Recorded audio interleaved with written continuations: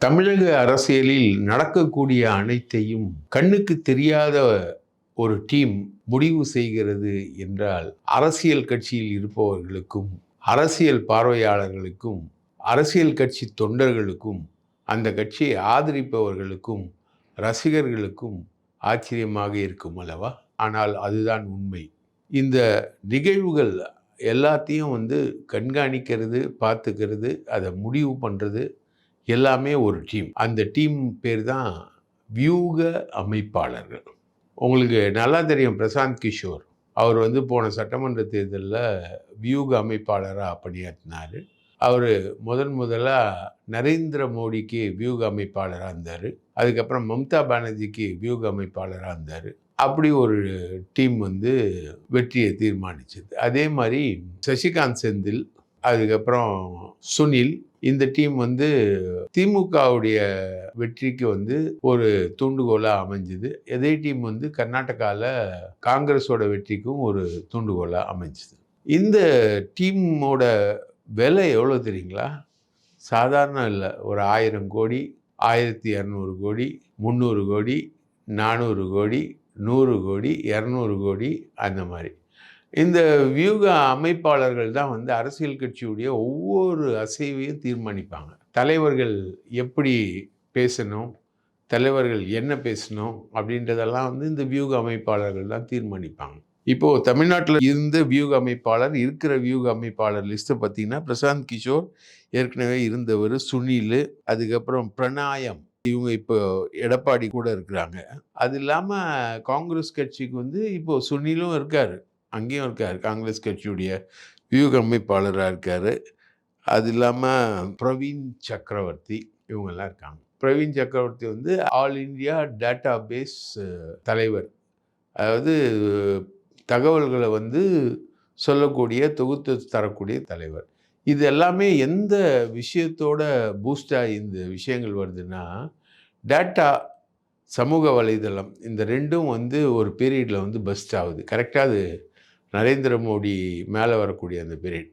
அதுக்கு முன்னாடி வியூக அமைப்பாளர் யாருன்னு பார்த்தீங்கன்னா, கலைஞர் ஒரு பெரிய வியூக அமைப்பாளர், ஜெயலலிதா ஒரு பெரிய வியூக அமைப்பாளர். ஜெயலலிதா கிட்டே சுனில் போய் கேட்டப்போ ஜெயலலிதா சொன்னாங்க, இந்த மாதிரி நீ என்னை விட மிக சிறந்த வியூக அமைப்பாளராக வந்துடுவியா, எங்களுக்கு தெரியாத வியூகெல்லாம் நீ அமைச்சிடுவியா? அப்படி பார்த்தீங்கன்னா, ஒவ்வொரு கட்சியுடைய ஒவ்வொரு கிளையிலையும் இருக்கக்கூடிய உறுப்பினர்களே வியூக அமைப்பாளராக இருப்பாங்க அந்தந்த வட்டத்தை பொறுத்த வரைக்கும். திமுகவோட கிளைகளில் இருக்கக்கூடிய அனுபவம் வாய்ந்த ஆட்கள் வியூக அமைப்பாளராக இருப்பாங்க. இவங்களுடைய வியூக அமைப்பு எப்படின்னா, ஓட்டை எப்படி சேகரிக்கிறது, அதை எப்படி கொண்டு போகிறது, அதை எப்படி வெற்றிக்கு கொண்டு போகிறது, இதுதான் இவங்களுடைய வியூகமாக இருக்கும். அது அப்படியே மாவட்ட செயலாளர் லெவலில் வரும்போது அங்கே ஒரு வியூக அமைப்பாளர் ஒரு மூத்த கட்சிக்காரராக இருப்பார். அவர் ஒரு வியூக அமைப்பாளராக இருப்பார். அவர் இன்னொரு விஷயத்துலையும் ஹேண்டில் பண்ணுவார். மாவட்ட அளவில் வரும்போது ஒவ்வொரு கட்சிக்காரங்களையும் எப்படி ஹேண்டில் பண்ணுறது, ஒவ்வொரு கட்சிக்காரன் எப்படி கோவப்படுவான், எதுக்காக கோவப்படுவான், ஏன் கோவப்படுவான், அவனை எப்படி அட்ஜஸ்ட் பண்ணுறது, யாருக்கு காசு கொடுத்து அட்ஜஸ்ட் பண்ணுறது, யாருக்கு காசு கொடுக்கறது, யாருக்கு காசு கொடுக்காம கொள்கையை சொல்லி ஏமாத்துறது, அப்படி எல்லாத்தையும் தெரிஞ்ச மாவட்ட அளவில் இருப்பான். இதுவே மாநில அளவில் வரும்போது நிறைய வியூக அமைப்பாளர்கள் இருப்பாங்க. ஒரு தலைவரை சுற்றி நிறைய வியூக அமைப்பாளர் இருப்பாங்க. அது பார்த்திங்கன்னா, எம்ஜிஆரை பொறுத்த வரைக்கும் பண்டுட்டி ராமச்சந்திரன் ஒரு வியூக அமைப்பாளர், பொன்னையன் ஒரு வியூக அமைப்பாளர், அந்த மாதிரி நிறைய பேர் எம்ஜிஆரை சுற்றி இருந்தாங்க வியூக அமைப்பாளர். இவங்கெல்லாம் தான் 2ஆம் கட்ட தலைவர்கள் என்ற பேரில் அறியப்பட்டாங்க. அது மாதிரி கலைஞரே ஒரு வியூக அமைப்பாளர், அவரோட கூட பேராசிரியர் துரைமுருகன், வீரபாண்டி ஆறுமுகம் மாதிரி இருப்பாங்க.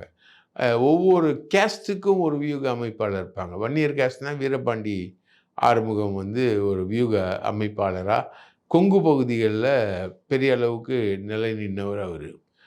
அதே மாதிரி பார்த்தீங்கன்னா, ஒவ்வொரு பகுதியிலும் தென் மாவட்டங்களில் ஒரு தலைவர் இருப்பார். இப்படி தலைவர்களே வியூக அமைப்பாளர்களாக இருந்த நிலை மாறி, தகவல் தொழில்நுட்பத்தின் வளர்ச்சி, அனைத்தையும் டேட்டாக்களாக தொகுக்கக்கூடிய ஒரு முறை, அதில் கொடுக்க வேண்டிய முக்கியத்துவம் போன்றவை ஓரளவு அரசியல் தெரிந்திருந்தால் போதும் அவர்களை மிகப்பெரிய வியூக அமைப்பாளராக மாற்றியது. உதாரணத்துக்கு பிரசாந்த் கிஷோருக்கு என்ன அரசியல் தெரியும் என்பது, அவர் பீகாரில் சமீபத்தில் போட்டி போட்டு அனைத்து தொகுதிகளிலும் டெபாசிட் இழந்ததிலிருந்து அவருடைய யோக்கியதை தெரிய வந்தது. இவர்தான் பல மாநிலங்களுக்கு, ஏன் ஒட்டுமொத்த இந்தியாவிற்கு அபியூக அமைப்பாளராக இருந்தார். ஆனால் அவரால் தனியாக அரசியல் கட்சி தொடங்கி அவரால் போட்டி போட்டு ஜெயிக்க முடியவில்லை. பிராமணரான அவர் பீகாரில் ஒரு மிகப்பெரிய புரட்சியை ஏற்படுத்துவார் என்று சொன்னார். அவர்தான் இங்கே வந்து தமிழகத்தில் விஜய்க்கு 20% வாக்குகள் இருக்கிறது, விஜய் இந்த தேர்தலில் மிகப்பெரிய தாக்கத்தை ஏற்படுத்துவார் என்று இங்கே ஆருடம் சொல்லி ஒரு விவாதத்தை கிளப்பிவிட்டார். அவர் சொன்னது முழுக்க முழுக்க பொய். அவரது கணக்கீடுகள் எல்லாம் மோசமான கணக்கீடுகள்.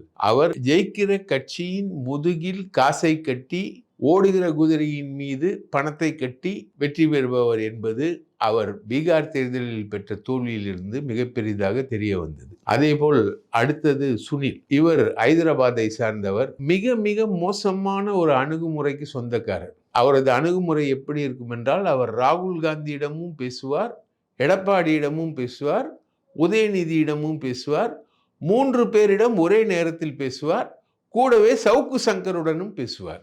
இவரும் சவுக்கு சங்கரும் எடப்பாடியின் மகனும் சேர்ந்து செய்த லீலைகள் மிகப்பெரிய லீலைகள்.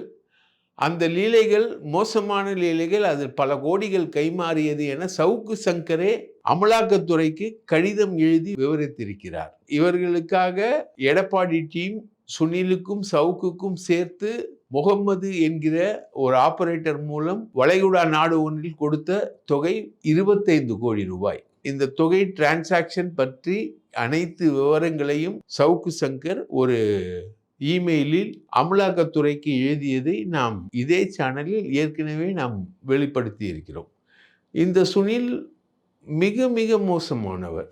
இவர் உதயநிதியிடம் இருக்கும் ரகசியங்களை எடப்பாடியிடம் சொல்வார், எடப்பாடியின் ரகசியங்களை உதயநிதியிடம் சொல்வார். அதே நேரத்தில் அப்படியே எல்லாவற்றையும் எடுத்து கொண்டு போய் ராகுல் காந்தியிடம் சொல்வார். இப்படி ஒரு வேலையை அவர் பார்த்து கொண்டே இருந்தார். இவருக்கும் கோடிக்கணக்கான ரூபாய் பணம் கொடுக்கப்பட்டது. இவர் பிரசாந்த் கிஷோரிடம் வேலை பார்த்தவர். அவரிடமிருந்து பிரிந்து சுனில் தனியான ஒரு வியூக அமைப்பாளராக அவர் தன்னை கோலோச்சி கொண்டிருக்கிறார். இதற்கு அடுத்தது நீங்கள் பார்த்தீர்கள் என்றால் பிராணாயாம்.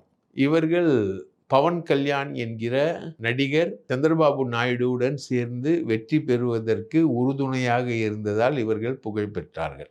இப்பொழுது இவர்கள்தான் எடப்பாடிக்கு மிகப்பெரிய அட்வைசர்களாக நியமிக்கப்பட்டிருக்கிறார்கள். எனக்கு தெரிந்து நியூஸ் 18 தொலைக்காட்சியில் நன்றாக வேலை செய்த ஒரு பையனை கூட இவர்கள் கொண்டு போய் சேர்த்து அவர்களுடன் வைத்திருக்கிறார்கள். இவர்கள் மூலமாக எல்லா வேலையும் இவர்கள் செய்து கொண்டிருக்கிறார்கள். சமீபத்தில் எடப்பாடி கோவில்களின் நிலத்தை விற்று கல்லூரி கட்டுகிறார்கள், கோவில்களின் நிதியை வைத்து கல்லூரிகளை கட்டுகிறார்கள் என கான்ட்ரவர்சியாக ஒரு பேச்சை பேசினார். அந்த பேச்சை எழுதி கொடுத்தவர் தினேஷ் என்கிற பாலிமர் டிவியில் வேலை பார்த்த ஒரு நபர். அவர் இப்போது பிராணாயாமம் அமைப்போடு தொடர்பில் இருக்கிறார். அவர் தான் எழுதி கொடுத்தார். எடப்பாடி இன்று பேசக்கூடிய பேச்சுக்கள் எல்லாமே ஓரளவுக்கு இன்று நன்றாக இருக்கிறது என்று மற்றவர்கள் பாராட்டக்கூடிய அளவிற்கு விவரமாக இருக்கிறது. விவரமே இல்லாமல் பேசி கொண்டிருப்பார் அவர். கழுதை ஒன்று குதிரை ஒன்று என்று பேசி கொண்டிருக்கக்கூடிய ஒரு கிராமத்து மனிதர் எடப்பாடி. இன்று அவர் விவரமாக அவர் பேசக்கூடிய நிலைமைக்கு அவரை கொண்டு வந்திருப்பது இந்த பிராணாயாமம். இந்த அமைப்புகளுடன் தொடர்பில் இருக்கக்கூடிய நபர்களை பற்றி சொன்னேன். ஒருத்தர் சவுக்கு சங்கர், அவர் சுனில் மற்றும் திருவள்ளூர் எம்பியாக இருக்கக்கூடிய சசிகாந்த் செந்தில் அவரது மச்சான். அவருடனும் காங்கிரஸில் பிரவீன் சக்கரவர்த்தி மேலே இருக்கிறார் அல்லவா, பிரவீன் சக்கரவர்த்தி, அவர்களோடு தொடர்பில் இருப்பவர். இந்த டீம் தான் சசிகாந்த் செந்தில், சவுக்கு சங்கர், பிரவீன் சக்கரவர்த்தி டீம் தான் பிடிஆர் பழனிவேல் தியாகராஜனிடம் நட்பு கொண்டு விவரங்களை வாங்கி கொண்டு வந்தது. இன்று வரை பிடிஆர் பழனிவேல் தியாகராஜன் சவுக்கு சங்கருடன் நட்பில் தான் இருக்கிறார்.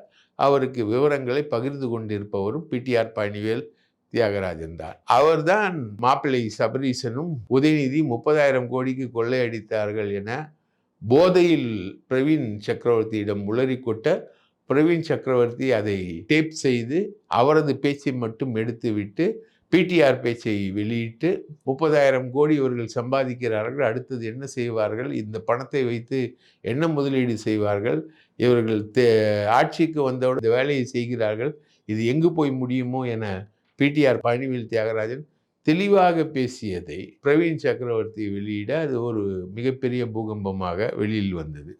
இப்படி பழனிவேல் தியாகராஜன், பிரவீன் சக்கரவர்த்தி, சசிகாந்த் செந்தில், சவுக்கு சங்கர் எல்லாம் ஒரே கூட்டணி. இன்று பிரவீன் சக்கரவர்த்தி பேசுவதற்கு எதிராக சசிகாந்த் செந்தில் ஸ்டேட்மெண்ட் விடுகிறார். இது பார்ப்பதற்கு சிரிப்பு தான் வருகிறது. இவர்கள் எல்லோரும் ஒரே அணியை சேர்ந்தவர்கள். இதோடு சேர்ந்து பார்த்தீர்கள் என்றால் ராஜ் சத்தியன், அதிமுகவின் ஐடி விங் அமைப்பாளரான இவர், இந்த டீமோடு சுனில், சவுக்கு சங்கர் இந்த டீமோடு மிகவும் நெருக்கமாக பயணிப்பவர். இவர் சமீபத்தில் பார் தகராறு ஒன்றில் அடிதடி செய்து சிக்கி, அதைத் தொடர்ந்து போதைப் பொருள் கடத்தல் வழக்கில் சிக்கிய டீமுடன் மிகவும் நெருக்கமாக இருப்பவர். இந்த டீம் ஏதோ ஒரு வகையில் ராஜ் சத்தியன் மூலமாக எடப்பாடியின் குடும்பத்தினருடன் தொடர்பு வைத்திருக்கிறார்கள். அந்த குடும்பத்தினரின் ரகசியங்களை வாங்கி வைத்து கொண்டு மிரட்டுவதுதான் இந்த ராஜ் சத்தியனின் வேலை.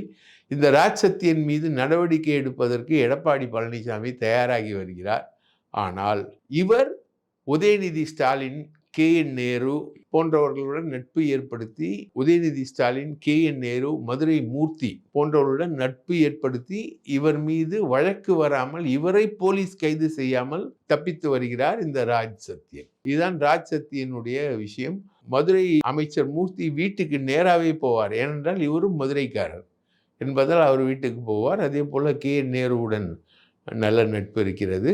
உதயநிதியை சமீபத்தில் வெளிநாடு செல்லும் போது ஏர்போர்ட்டில் சந்தித்து 1.5 மணி நேரம் இருவரும் பேசினார்கள் என ராஜ் சத்தியன் வெளியே சொல்லி கொண்டிருக்கிறார். அதனால் ராஜ் சத்தியன் மீது அவர் அந்த போதை கடத்தல் கும்பலுடன் தொடர்பு இருந்தாலும் தமிழக அரசு நடவடிக்கை எடுக்காமல் இருப்பதற்கு காரணம் இதுதான். இந்த ராஜ் சத்தியனுக்கும் சவுக்கு சங்கரும் ராஜ் சத்தியனும் நெருங்கிய தொடர்போடு இருந்தவர்கள். இப்பொழுது சவுக்கு சங்கர் ராஜ் சத்தியனை கண்ணாவினாவென திட்டிக் கொண்டிருக்கிறார். இது நட்பு முரண். இதெல்லாம் வியூக அமைப்பில் சேர்ந்தது. பிரவீன் சக்கரவர்த்தி தாவேகாவை காங்கிரசுடன் சேர்ப்பதற்காக 3 கோடி ரூபாய் அட்வான்ஸ் வாங்கி இருக்கிறார் ஆதவ் அர்ஜுன் ரெட்டியிடம். அதனால் இப்பொழுது தமிழக அரசை எதிர்த்து ஏகப்பட்ட ட்வீட்டுகளை போட, அந்த ட்வீட்டுகள் மிக மோசமான விஷயங்கள் என செல்வ பெருந்தகையை எதிர்ப்பு தெரிவித்து வருகிறார். அது பிரவீன் சக்கரவர்த்தியின் இன்றைய சூழல். இவர்களை, இந்த வியூக அமைப்பாளர்களை யார் வேண்டுமென்றாலும் எதற்கு வேண்டுமென்றாலும் விலைக்கு வாங்கிவிடலாம். நீங்கள் சவுக்கு சங்கர் பேசும்போது பார்த்தீர்கள் என்றால் அவருடைய பேச்சின் தொனி ஒரு பத்திரிகையாளரின் தொனியில் இருக்காது, ஒரு வியூக அமைப்பாளரின் தொனியில் தான் இருக்கும். என்ன அரசியல் செய்கிறார் விஜய், என்ன அரசியல், இப்படியெல்லாம் செய்தால் அரசியல் விளங்குமா? விஜய்க்கு வியூக அமைப்பாளராக விரும்பியவர் தான் இவர். விஜயின் வியூக அமைப்பாளர் யார் என்றால் ஆதவ் அர்ஜுன் ரெட்டி.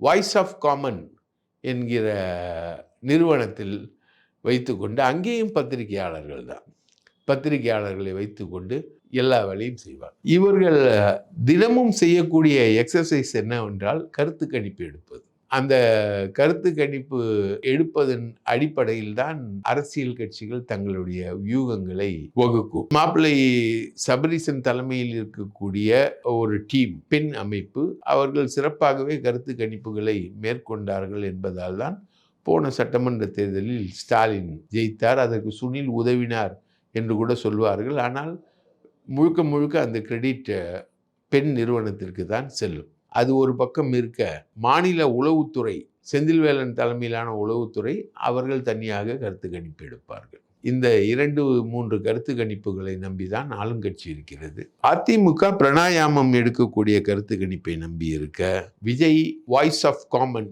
என்கிற அவரது அமைப்பின் மூலம் எடுக்கக்கூடிய கருத்து கணிப்பில் நம்பியிருக்கிறார். அந்த கருத்து கணிப்பில் ஒன்றுதான் பிரசாந்த் கிஷோர் முன்பு சொன்ன 20% விஜய் வாங்குகிறார் என்று. ஒட்டுமொத்தமாக மதிப்பீடுகளில் இதுவரை கருத்து கணிப்புகளே நாம் புலனாய்வு செய்து பார்க்கும் பொழுது விஜயின் வலு என்பது 12% தாண்டவில்லை. அவர் மிக நன்றாக பெர்ஃபார்ம் செய்யக்கூடிய தொகுதிகளில் கூட அவர் 12% தாண்டவில்லை. இது உங்களுக்கு நாம் தமிழர் கட்சியின் ஒரு 8.5% வாக்குகளிலிருந்து நீங்கள் இதை கற்பனை செய்து கொள்ளலாம். ஒரு படி மேலே, 1 இன்ச்சு மேலே இருக்கிறார். நாம் தமிழரை விட 1 இன்ச்சு மேலே இருக்கிறார் விஜய். இந்த முறை நாம் தமிழர் மிக மோசமாக பெர்ஃபார்ம் செய்கிறது. அவர்களது மிகப்பெரிய சக்தியை அவர்கள் விஜயிடம் பறிகொடுக்கிறார்கள். அத்துடன் மைனாரிட்டி வாக்குகள் மற்றும் விஜய் ரசிகர்களாக இருக்கக்கூடியவர்களின் வாக்குகள் இதையெல்லாம் சேர்த்து ஒரு 12%, 9லிருந்து 12%க்கு விஜயுடைய ஸ்ட்ரெங்த் வருகிறது. ஒரு சில தொகுதிகளில் வித்தியாசமாக அவர் 16%க்கும் போகிறார். இதுதான் விஜயுடைய உண்மையான வலு என்று கணக்கிடுகிறார்கள். ஆனால் இந்த கருத்து கணிப்புகளில் எல்லாம் பார்த்தீர்கள் என்றால், உதாரணத்திற்கு திமுகவின் கருத்து கணிப்புகளில் தென் மாவட்ட பகுதிகளில் திமுக பலவீனமாக இருக்கிறது. அதிமுகவின் கருத்து கணிப்புகளில் அதிமுகவும் தென் மாவட்டங்களில் பலவீனமாக இருக்கிறது. அதனால் தாவேகா கருத்து கணிப்புகளில் பல இடங்களில் ஆளே இல்லை, கட்சியும் இல்லை, அமைப்பும் இல்லை, ஓட்டும் இல்லை, எந்த எக்ஸ்பெரிமெண்ட்டும் இல்லை, ஒரு கவுன்சிலர் தேர்தலில் கூட அவர்கள் வெற்றி பெறவில்லை. ஆனால் கருத்து கணிப்பில் 40%, 50% என போட்டு இவர் அசத்தி கொண்டிருக்கிறார். இந்த கருத்து கணிப்புகளின் அடிப்படையில் தான் வியூகங்கள் அமைகின்றன. உதாரணத்திற்கு மனோஜ் பாண்டியன் என்பவரை திமுக கட்சிக்குள் இழுத்து வந்தார்கள். அதற்கு காரணம், அந்த பகுதியில் நாடார்கள் மத்தியில் பூங்கோதை ஆலடி அருணாவிற்கு செல்வாக்கு இல்லை என்பதால் மனோஜ் பாண்டியன் கட்சிக்குள் இழுத்து வரப்பட்டார். அதே போல் இன்று எந்த கட்சியிலும் சேராமல் தொக்கி நிற்கக்கூடிய டிடிவி, ஓபிஎஸ் ஆகிய இருவரும் எந்த அணிக்கு போவார்கள்? திமுக அணிக்கா, தாவேகா அணிக்கா, அல்லது அதிமுகவின் என்டிஏ கூட்டணிக்கா என்கிற இழுபறி நடப்பதற்கு காரணம், அவர்களது 2 தினகரன் ஒரு 0.95% ஓட்டு வாங்குகிறார், இவர் ஒரு 0.5% ஓட்டு வாங்குகிறார். ஆனால் இவர்கள் ஒட்டுமொத்தமாக சாதிய ரீதியாக தென் மாவட்டங்களிலும் டெல்டா மாவட்டங்களிலும் இவர்கள் வலுவாக இருக்கிறார் என்பதால் இவர்களை கொண்டு வருவதற்கு 3 கூட்டணிகளும் விடாமல் முயற்சி செய்து வருகின்றன. இந்த விஷயத்தையும் தீர்மானிப்பவர்கள் யார் என்றால் இந்த கருத்து கணிப்பாளர்கள் தான். ஆக இந்த கருத்து கணிப்பாளர்கள் சொல்லக்கூடிய பல தொகுதிகளில் பல முடிவுகள் தவறாகவே வந்திருக்கின்றன. ஏனென்றால் இவர்களால் கணிக்க முடியாத ஆட்கள் என்பது பிரசாந்த் கிஷோர் பீகார் தேர்தலை கணித்ததிலிருந்தே நமக்கு தெரிய வந்தது. ஓடக்கூடிய குதிரையான திமுக போன முறை வெற்றி பெறுவதற்கு சுனில் ஓரளவுக்கு உதவினார் என்று சொல்வார்கள். அதே போல ஐபேக் அமைப்பு பிரசாந்த் கிஷோர் திமுகவுக்கு உதவினார் என்று சொல்வார்கள். பாராளுமன்ற தேர்தல் வெற்றி எல்லாமே பெண் அமைப்பின் ஃபீல்டு ஒர்க் வெற்றி தான். பாராளுமன்ற தேர்தலில் திமுக பெற்ற 40க்கு 0 என்கிற வெற்றி. இது எல்லாமே கூட்டணிகள் எப்படி அமைகிறது, வாக்காளர்கள் என்ன மனநிலையில் இருக்கிறார்கள், ஆளுங்கட்சியின் மீது என்ன அதிருப்தி அலை வீசுகிறது, இதையெல்லாம் அளவிடுவதற்கு இவர்கள் வைத்திருக்கக்கூடிய ஒரே ஒரு அளவுகோல் என்னவென்றால் கருத்து கணிப்புகள். கல்லூரி மாணவர்கள் என்ற பெயரில் பொதுமக்களிடம் சென்று பேசி அதை சாம்பிள்கள் எடுத்து அதை ஒரு கால்குலேஷனுக்கு கொண்டு வருவார்கள். இந்த சாம்பிள்கள் அனைத்தும் மிக சரியாக எடுக்கப்பட்டிருக்கிறதா, தரவுகள் எப்படி எடுக்கப்பட்டிருக்கிறது, அந்த தரவுகள் எப்படி ஒருங்கிணைக்கப்படுகின்றன, அதில் விஞ்ஞானபூர்வமாக என்ன இருக்கிறது என்பதெல்லாம் மிகப்பெரிய கேள்விக்குறி. கருத்து கணிப்புகள் பல சந்தர்ப்பங்களில் பிழையாக மாறுவதுண்டு. ஹரியானாவில் காங்கிரஸ் ஜெயிக்கும் என எடுக்கப்பட்ட செய்தி நிறுவனங்களின் கருத்து கணிப்புகளே மாறிப்போனது. அதே போல மகாராஷ்டிராவில் எதிர்க்கட்சிகள் ஜெயிக்கும் என எடுக்கப்பட்ட கருத்து கணிப்பு மாறிப்போனது. ராஜஸ்தானிலும் அதே போல மாறிப்போனது. பல தேர்தல்களில் கருத்து கணிப்புகள் மாறிப்போகின்றன. ப்ரொஃபஷனல்களால் எடுக்கப்படக்கூடிய கருத்து கணிப்பை மாறி போகும்பொழுது இவர்கள் சாதாரண பத்திரிகை நிருபர்களை வைத்து கொண்டு எடுக்கக்கூடிய இந்த கருத்து கணிப்புகள் எந்த அளவிற்கு எல்லா கருத்து கணிப்புகளுமே எந்த அளவிற்கு கருத்து கணிப்பு எடுப்பவர்கள் ஃபீல்டில் போய் வேலை செய்கிறார்கள், அவர்கள் எப்படி மக்களை சந்திக்கிறார்கள் என்பதை பொறுத்தே அமையும். மக்களை சந்திப்பது என்பது ஒரு அரிதான ஒரு கலை. கலைஞர் கூட சொல்வார், எனக்காக திரளும் கூட்டமெல்லாம் ஓட்டு போட்டால் நான் எந்த தேர்தலுமே தோற்க மாட்டேன் என்று கலைஞர் சிரித்து கொண்டே சொல்வார். அது ஒரு அனுபவஸ்தனின் ஒரு கவிதையான ஒரு மொழி. ஆக இந்த கருத்து கணிப்புகளை வைத்து இவர்கள் போடக்கூடிய ஆட்டம், அதுவும் இந்த வாய்ஸ் ஆஃப் காமன்ஸை வைத்து கொண்டு அதில் இருக்கக்கூடியவர்களை வைத்து கொண்டு நமது ஆதவ் அர்ஜுன் ரெட்டி போடக்கூடிய ஆட்டம் மிக பிரம்மாண்டமாக போய்கொண்டிருக்கிறது. இந்த கருத்து கணிப்பு வியூக அமைப்புகளை நம்பி நடக்கும் ஒரே கட்சி தாவேகா தான். திமுகவோ அதை விஞ்ஞானபூர்வமாக பல விஷயங்களில் பெண் அமைப்பு, ஐபேக்கிடம் ட்ரைனிங் பெற்ற அமைப்பு என்பதால் அவர்கள் பலரிடம் விவாதம் செய்து, பத்திரிகையாளர்களிடம் விவாதம் செய்து தங்களை மெருகேற்றிக் கொள்கிறார்கள். அதுபோல எந்த முயற்சியையும் மற்றவர்கள் செய்வதில்லை. இன்னொன்று, இந்த வியூக அமைப்பாளர்கள் சொல்வது அனைத்தையும் அரசியல் கட்சி தலைவர்கள் கேட்பதும் இல்லை. உதாரணத்திற்கு பிரசாந்த் கிஷோர் உதயநிதியை சேப்பாக்கம் தொகுதியில் நிற்க வைக்க வேண்டாம் என சஜஷன் சொன்னார். அதை மீறி நிற்க வைத்து, ஜெயிக்க வைத்து, அவரை எம்எல்ஏ ஆக்கி, மினிஸ்டர் ஆக்கி, துணை முதலமைச்சராக்கி உள்ளார் மு.க. ஸ்டாலின். ஸோ இவர்கள் சொல்வது எதையும் அவர்கள் கேட்பதில்லை. ஆனால் திசை வழிப்போக்கை ஒரு குழப்பமான சூழ்நிலையில் இவர்கள் தான் தீர்மானிக்கிறார்கள். இவர்கள் சொல்பவர்கள் தான் எம்எல்ஏக்களாக வருகிறார்கள். இவர்கள் சொல்பவர்களுக்குத்தான் பணம் போய் சேர்கிறது. இவர்கள் தான் அனைத்தையும் தீர்மானிக்கிறார்கள் என்பதில் இருந்து நீங்கள் பலவற்றை புரிந்து கொள்ளலாம். இந்த சுனில் என்கிற கேரக்டரை உதயநிதியும் நம்புகிறார், எடப்பாடியும் நம்புகிறார், ராகுல் காந்தியும் நம்புகிறார் என்றால் இந்த சுனில் என்கிற கேரக்டர் விளையாடக்கூடிய விஷயம் என்னவென்று புரிந்து கொள்ள முடியும். இந்த சுனிலுடன் சேர்ந்து சவுக்கு சங்கரும் விளையாடுகிறார். அந்த ஒரு வியூக அமைப்பாளராக போகிறார். அவரோடு சசிகாந்த் செந்திலும் சேருகிறார், பிரவீன் சக்கரவர்த்தியும் சேருகிறார்கள். இப்படி ஒரு ஒருங்கிணைப்பு அகில இந்திய அளவில் நடக்கிறது என்றால் இந்த வியூக அமைப்பாளர்களின் டுபாக்கூர்த்தனத்தை நாம் தெளிவாக தெரிந்து கொள்ளலாம். இந்த தகவலை உங்களின் கவனத்திற்கு கொண்டு வருவதற்காகத்தான் நான் இந்த வீடியோவை பேசினேன். வாய்ப்பளித்ததற்கு நன்றி. வணக்கம்.